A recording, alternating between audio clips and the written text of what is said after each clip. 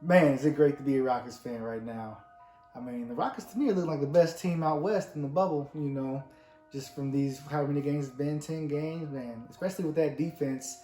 The Rockets defense is something just crazy. And I brought it up in the first games. I brought it up here before, but our defense is one of the best, in the bubble, no question. I mean, it's looking fantastic. I think we need to talk about that more in depth. But anyway, let's just kind of get into the game. Again, this was much more back and forth, which I was expecting. I knew OKC wasn't gonna, this is, there's things at stake. These players want to win. It's just Thunder versus Rockets. So I knew they were gonna play hard and compete. In the first half, I think they were up. It was kind of back and forth, but the second half, and that's where our defense, and we just kind of took over the game. I saw that there was a 7-game stretch where OKC only scored 2 points.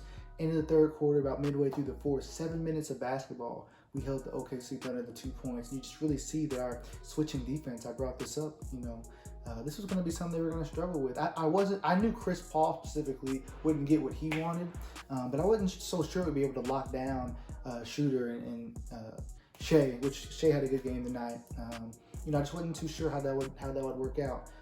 And then Gallo, he's just going to constantly be a problem. So it's our defense is going to be tough for them. And even offensively, they had Dort, who played a big game for them. You definitely have to shout out his defense. I think he made some great plays on Harden.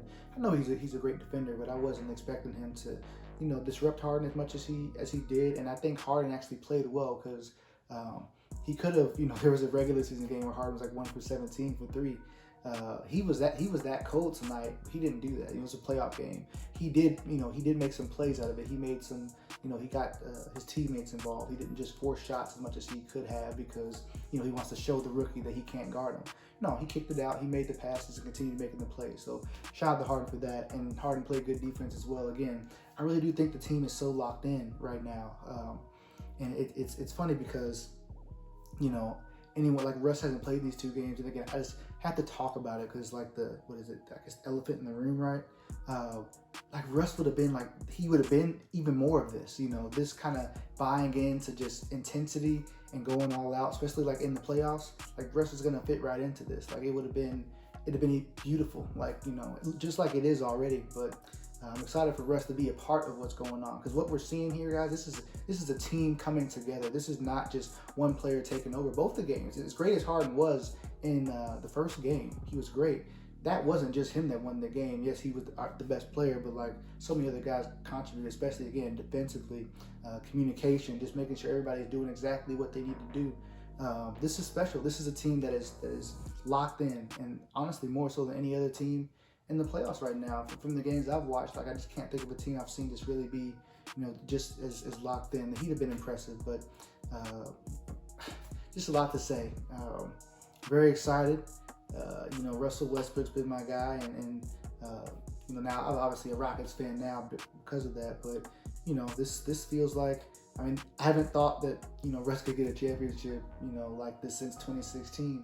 Now we're like in a situation where I'm not saying the Rockets are going to win the title, but right now you can see it. You can see it like small ball works, and I'll have to make another video about this. But there's a lot of different things if you really look at how the league has changed, especially over the last 5 years.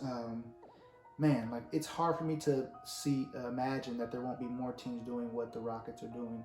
Now again, small ball just means like, as far as a center, your traditional center, like the guys that can just, rebound and dunk, like the guys that do that, they're not going to be the ones starting for a lot of these teams or playing, 25 plus minutes. You're gonna have to bring more to the game. It's just gonna be simple as that. So that's just how I see it, in the future. And what the Rockets are doing and how successful they've been. Again, now defensively in the playoffs. I knew Steven Adams wasn't going to be too much of a problem, but it's like there's only so many guys that can even do a lot, of damage against us.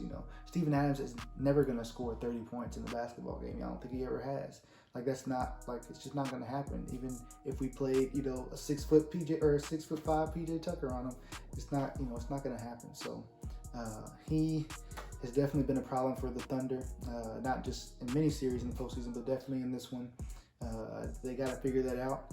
Maybe they talked about maybe playing Gallo at the 5 and Dort kind of in for Adams. They haven't done that really yet, but their fans are talking about that being something they can do. probably something they should do, but they got to figure out, that coach over there needs to figure out his adjustments. So I think Mike D'Antoni is thoroughly out coaching Billy Donovan right now. So shout out to Mike D'Antoni. Hey, he's been here. He has a lot of playoff experience. Hadn't been to the championship, but he's coaching his butt off. Again, he deserves credit for what's going on. I just talked about everybody being together, the team, like, it's special. I really hope that we just keep our foot on the gas and kind of just get this over with. Let's take care of these guys. I want Russ to get a game before we go into whatever series. But again, I also just don't know where Russ is at. Like, I don't know where he's actually at. Like, can't he just jump right into a series and be exactly what he needs to be? Like physically, like maybe the injury isn't that bad, but if it's something that he actually like has been limiting him and like he needs to get out there and feel some things out again, like I just don't know. So again, we'll see how that all plays out. Excited for him to get back whenever he does, but right now, the team is rolling. I think we could, and at this point, we can definitely get this series, without him. So if they see something in there and he needs to sit out, I think that's just what they should do, I guess. But appreciate y'all watching this. Again, there's a lot of other topics to get into, from this game. Like I said, the defense. The Rockets really just have a great defense with how we bait teams into getting out of what they do. Being able to switch everything, especially for this Thunder team. I mean, it's tough, but you can start applying that to other teams and how we can, make them work and make them very uncomfortable. So, again, thank you guys for watching this. Check out my other Rockets content that I have, and I'll be with you guys game 3. All right.